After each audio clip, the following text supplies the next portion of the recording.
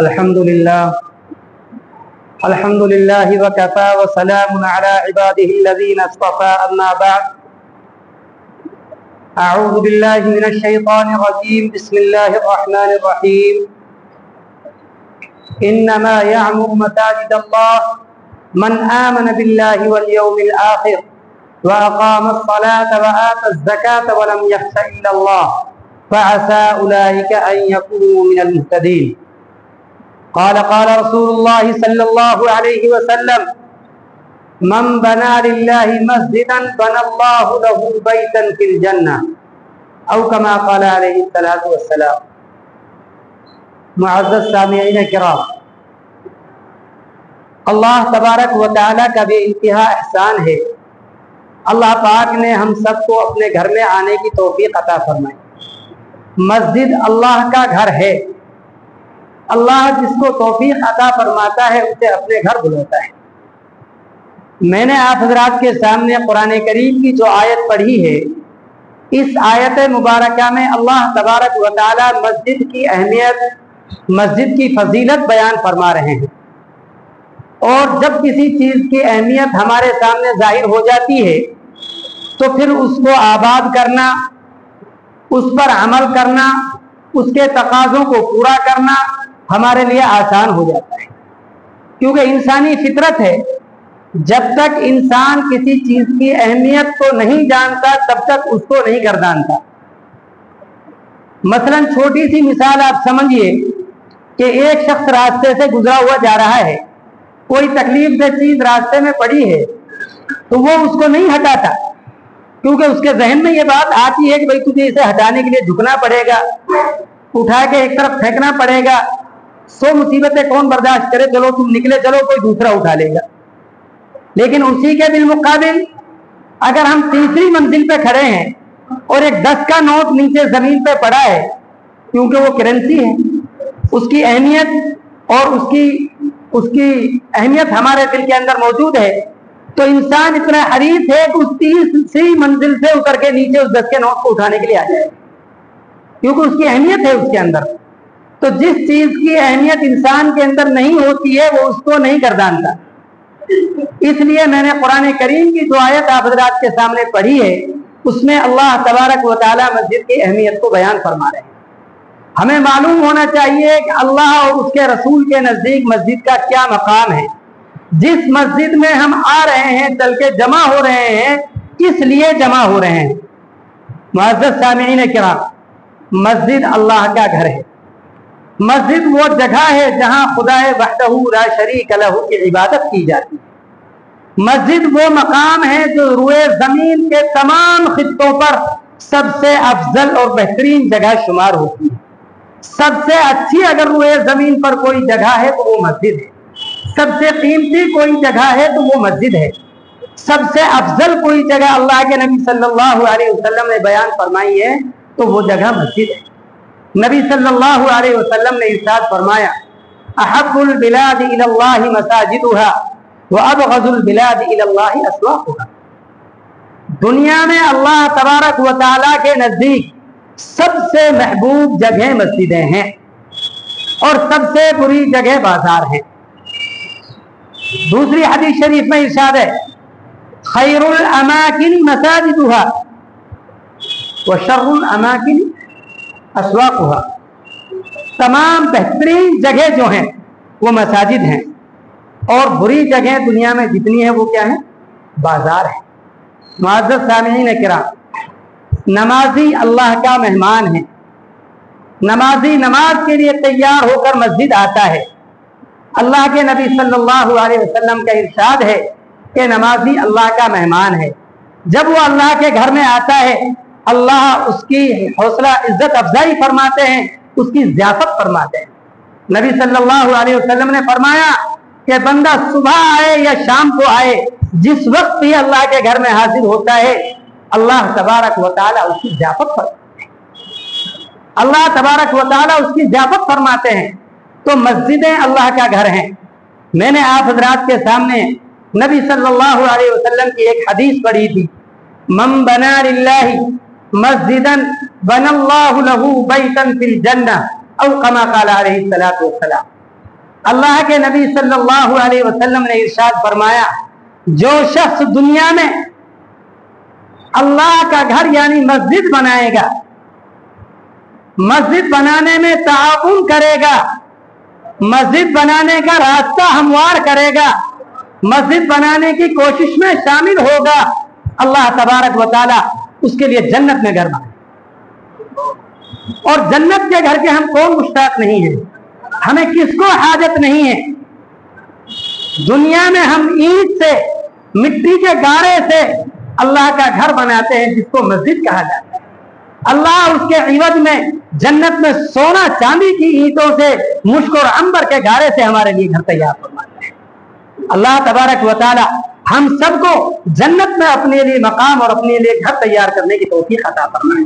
اس چھوٹی سی زندگی میں رہنے کے لیے ہم کئی منزلہ عمارت تیار کرتے ہیں, 101 بہترین اس میں پتھر لگاتے ہیں, 101 اس میں ٹائلس لگاتے ہیں, اچھے اس کو سجانے کے لیے جھومر لگاتے ہیں, اس کی رونقیں بڑھانے کے لیے, خوبصورتی کے لیے 101 ہیرے اور اسباب اختیار کرتے ہیں. اور اللہ جو گھر تیار کر رہا ہے وہ سونے چاندی کی اینٹ کا گھر ہوگا, مشک و عنبر سے تیار کیا ہوا گھر ہوگا. ہم میں سے ہر ایک کو اس گھر کی ضرورت ہے. مسجد کی تعمیر صدقہ جاریہ ہے. اللہ کے نبی صلی اللہ علیہ وسلم نے ارشاد فرمایا اذا مات ابن آدم انقطع عمله الا من ثلاث. آدمی مر جاتا ہے, اس کے اعمال کا سلسلہ منقطع اور ختم ہو جاتا ہے. وہ چاہے کہ میں ایک سجدہ کروں نہیں کر سکتا, وہ چاہے کہ میں سبحان اللہ پڑھ لوں نہیں پڑھ سکتا, وہ چاہے کہ میں اپنے ہاتھ سے کچھ صدقہ کروں نہیں کر سکتا. انتقال کے بعد اس کے اعمال کا سلسلہ منقطع اور ختم ہو جاتا ہے. لیکن نبی صلی اللہ علیہ وسلم فرمایا اذا مات ابن آدم انقطع عمله الا من ثلاث. 3 عمل اس کے ایسے ہیں جو اس کے مرنے کے بعد بھی جاری رہتے ہیں, جن کا ثواب مرنے کے بعد بھی ان کو جاری رہتا ہے. وہ کون سے عمل ہیں؟ ایک ہے صدقہ جاریہ, ایک ہے صدقہ جاریہ. مسجد بنوائی, مدرسے میں کوئی کمرہ بنوا دیا, کسی طالب علم کو علم دین پڑھا دیا, نیک اولاد پیچھے چھوڑ دیا. صدقہ جاریہ علم نافع اولاد صالح. کسی نے اپنے پیچھے اپنی اولاد کو حافظ عالم قاری بنا کر چھوڑ دیا تو وہ پڑھتے پڑھاتے رہیں گے, ماں باپ کے نامہ اعمال میں ثواب لکھا جاتا ہے. کسی نے کوئی مسجد بنوا دی, جب تک لوگ وہاں نماز ادا کرتے رہیں گے, سجدہ کرتے رہیں گے, اللہ تبارک و تعالی اس کے نامہ اعمال کا ثواب لکھتا رہے. تو معزز سامعین کرام, یہ صدقہ جاریہ ہے. اللہ کے گھر کی ہم سب کو فکر ہونی چاہیے, اللہ کا گھر ہم سب کو تیار کرنا چاہیے. حضرت عمر رضی اللہ تعالی عنہ نے اپنے دور خلافت میں کوئی پارلیمنٹ نہیں بنوایا, کوئی بلڈنگیں ایسی نہیں بنوائی. اپنے دور خلافت میں 5000 مسجدیں تیار کرائی. کتنی مسجدیں تیار کرائی؟ 5000 مسجدیں تیار کرائی. اور خود نبی صلی اللہ علیہ وسلم نے جب مسجد نبوی کی بنیاد رکھی تو مسجد نبوی کی بنیاد میں جو جگہ خریدی تھی 2 بھائی یتیموں کی جگہ تھی, اس جگہ کو خریدنے کے لیے جو قیمت دی وہ حضرت ابو بکر صدیق رضی اللہ تعالی عنہ نے اپنی طرف سے خرید کے. اس وقت کے 100 دینار یا 100 درہم یا 100 اشرفیاں جو اس وقت چلتا تھا, 2.5 سکہ تھا, اس وقت اس کو خریدا. ان 102 یتیم بچوں کو اس کی قیمت دے کے مسجد کے لیے سپورٹ کی. اللہ کے نبی صلی اللہ علیہ وسلم فرمایا ابو بکر قیامت تک جتنے لوگ یہاں آ کے نماز ادا کریں گے, سجدہ کرتے رہیں گے, اللہ تبارک و تعالی ہر سجدے کا ثواب تمہارے نامہ اعمال میں لکھتا رہے گا. کیا چھوٹی بات ہے؟ اخلاص اور للہیت کے لیے, اللہ کی رضا کے لیے اگر ہم دنیا میں اللہ کا گھر تیار کریں گے تو اللہ جنت میں ہمارے لیے گھر تیار کرے گا. میرے عزیز و دوستو, میری حاضری آپ حضرات کے آج درمیان جو ہوئی ہے وہ اللہ کے گھر کے مقصد اور غرض و غایت ہی کی بنا پر ہے.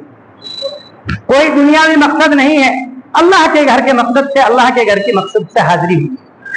آپ حضرات جیسا کہ معلوم ہے کوئی نیا میں آپ حضرات کی خدمت میں حاضر نہیں ہوا ہوں, اور جس ادارے سے میری حاضری ہوتی ہے الحمدللہ آپ میں سے اکثر حضرات وہاں جا کے آ چکے ہیں, دیکھ کے آ چکے ہیں.